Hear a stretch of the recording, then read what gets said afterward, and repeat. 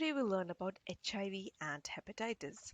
HIV, or the human immunovirus, is a virus that targets the immune system. So over time the immune system begins to fail, and this is called the immunodeficiency. So what happens when our immune system fails? Well, we are now officially at the risk of infections and tumors that normally a healthy human system would have been able to fight off. Now, these complications are referred to as AIDS, or the acquired immunodeficiency syndromes. Now, this is a structure of HIV. The part called GP120 is the one which attaches to the CD4 cells. And it has a stalk called the GP41. You'll also see an outer lipid envelope. Inside that, you'll see an icosahedral shell of the nucleocapsid, which contains the protein, the RNA genome, like right here. Yes, this is the RNA genome, reverse transcriptase enzyme. You'll see enzymes like integrase and protease. So now, the HIV cells, they target cells with CD4 on top of them. Okay, CD4 is a molecule and it's found on top of certain cells like T helper cells, macrophage, and mature dendritic cells.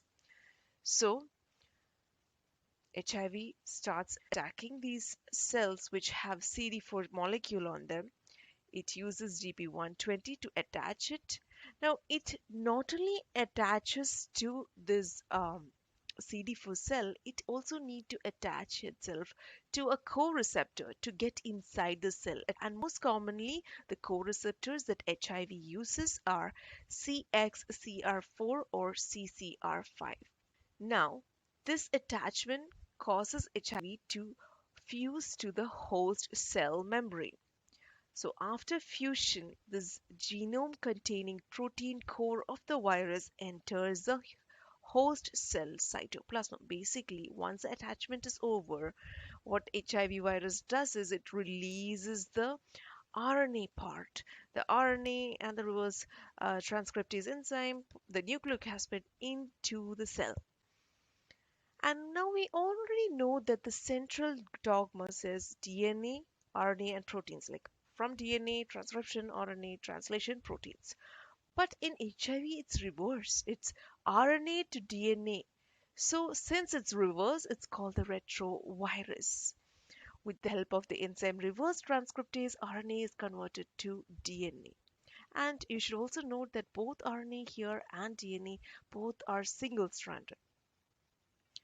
Okay, so the RNA, which is single-stranded, gets converted to DNA, which is also single-stranded.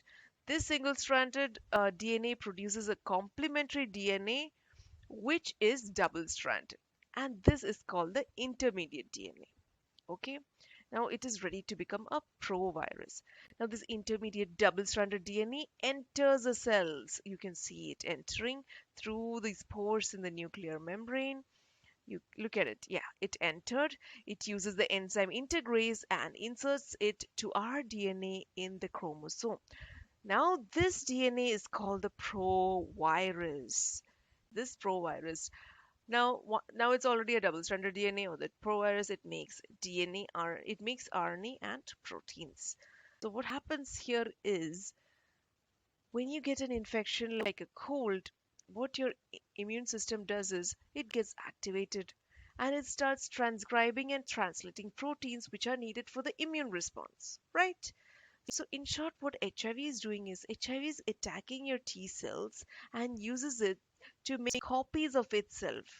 And this means whenever you have an infection, the immune cells ends up transcribing and translating new HIV viruses.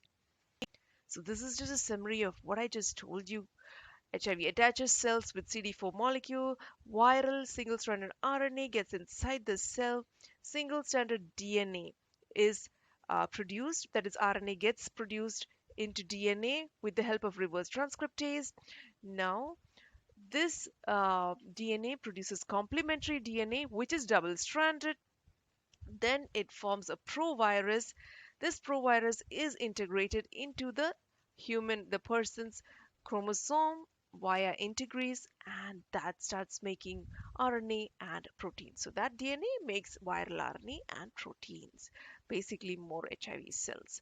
But the worst part about HIV is it has mutations. So just like coronavirus in 2020, there is one um, corona, but that was not what was there in 2021. Then came Delta, now Omicron. So just like that, HIV keeps mutating. That's why it's so hard to treat HIV.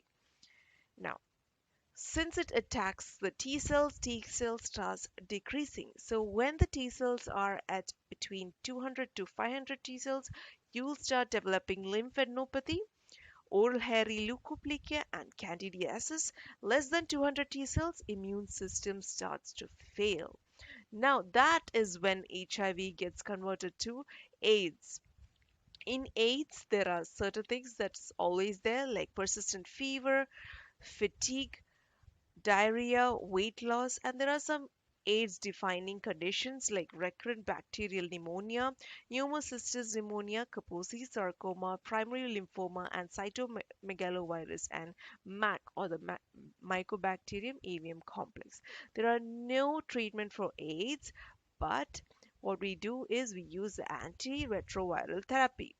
Now, this helps slow down the HIV replication, which gives the immune system a chance to recover and help fight off the infection. Basically, we are prolonging the life of the patient. That's all for today. Thank you for watching. Do subscribe to my channel and please leave a comment and let me know which topic I should do next. Thank you.